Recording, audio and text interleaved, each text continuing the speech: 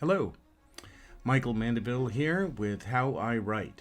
And today's idea is working from a historical fact. So let's take a look at that. When I was conceiving the idea for my novel Maroc, I knew it would be set in Morocco. Maroc is the French word for Morocco, and it has a long history with France. Some of it very bad, I would say, in terms of being a former colony and subjected to occupation by France, bombardment, and in general, Morocco did not receive its independence, I believe, until the 1956 to 58 era, when the king came back from exile. So that kind of led me into looking into a different part of the history of France and Morocco. Of course, if the name of my novel is Maroc, I'd certainly better know about Morocco, and I visited there and also read a lot about it. But when I actually wanted to advance the plot, I started looking at different parts of history. So if we go to Wikipedia, and you should always be careful with Wikipedia because you want to double check to make sure things are correct. They have bias like anything, anybody, any institution. So you want to double check things, and when I scanned down here, I went right away to the geography, which I've looked at, but also here the political world, particularly the military and foreign relations.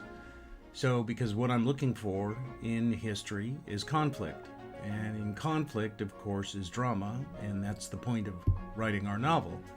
So when I click down here, you can see about the elements about the Moroccan military, which is pretty good in terms of its reach and its capabilities and its updated equipment. So that gave me a thought about how the history of it would affect my plot set in Morocco. There's also a part here in the Western Sahara, which was a disputed region. So I glommed onto that because I thought, okay, anytime there's an international dispute, and I'm dealing with a story about espionage and spies, including a French spy, so there adds the history of France into Morocco. This area of the Western Sahara is south of Morocco, was Spanish Sahara, and there was a front called the Polisario Front. And that is still very contentious today with Morocco and its neighbor, Algeria. So now I'm looking at what do I have with the history with Algeria? And indeed, they have fought a couple wars and certainly a lot of disputes over their territory. So when you look at the Western Sahara, you could see right here, you can see here is Algeria, here's Morocco, this is the Spanish Sahara, and this is actually, this red line is a berm, a large wall of sand for a security issue. So they put this up to stop any of the rebels from the Polisario Front to go from Mauritania or this little sliver of Algeria here into the Western Sahara. So part of that is one way that you can put together a plot. So in doing some more research about Morocco and Algeria, its neighbor, and this potential conflict in the Western Sahara with the Polisario Front, I actually found the Sand War was a border conflict between Algeria and Morocco in October of 1963, resulted largely from the Moroccan government's claim to portions of Algeria's Tindouf and Betchar provinces. So this is something that's obviously brewing, it's still there, it's very contentious. At the same time, you have the superpower rivalry in certainly the 70s, 80s, 90s, which is the United States was an ally with Morocco, and Algeria was an ally of the Soviet Union. So I'm also looking to not only link two things here. One is about the plot, and by digging into the history of it here, I can increase the probabilities and possibilities of my plot, because now I have a lot of threads to work with to weave my little carpet of plotting devices.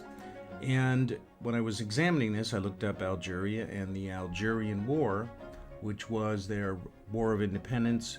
France had colonized Algeria, and between 1954 and I believe 62, there was a war between the French army, in essence, their paratrooper divisions in particular, and the people in Algeria. This was a particularly brutal war. It was known for its torture, for massacres, for a very intense war in this era.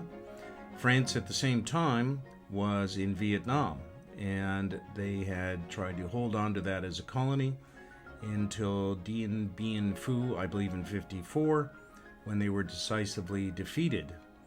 So this is a little piece of history here where our French operative, one of my characters, is reflecting back into how France has still kept an eye on Algeria. They are, after all, right across from France in the Mediterranean. There are probably 600,000 Algerians living in France, and the idea that they would at least have interests there, not saying anything against Algerians, and the idea that they would have an interest. And this is how countries operate in terms of their intelligence services to know what's going on around them.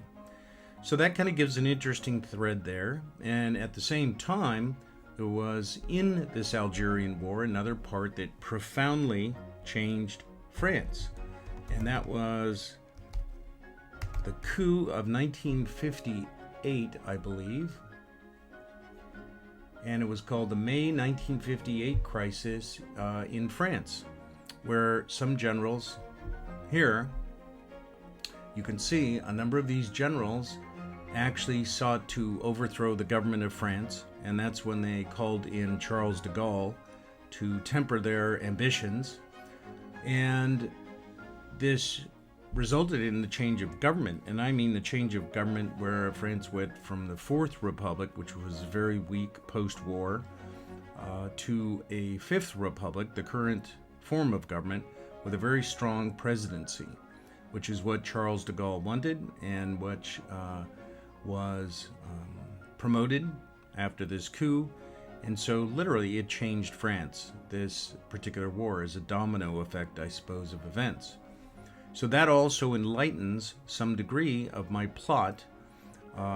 If we look at it, we have the Western Sahara, we have the Polisario Front supported by Algeria, we have the Algerian-French connection, which is deep and painful and profound. And if we look towards the present day, why that would matter, we could look towards the energy crisis in the European Union, in France and other countries, where Algeria supplies a lot of natural gas and oil to Europe. And that is currently, as of 2022 right now, a very big issue with a looming winter. So the idea that they would want to know what was going on with their oil facilities and everything else today still matters.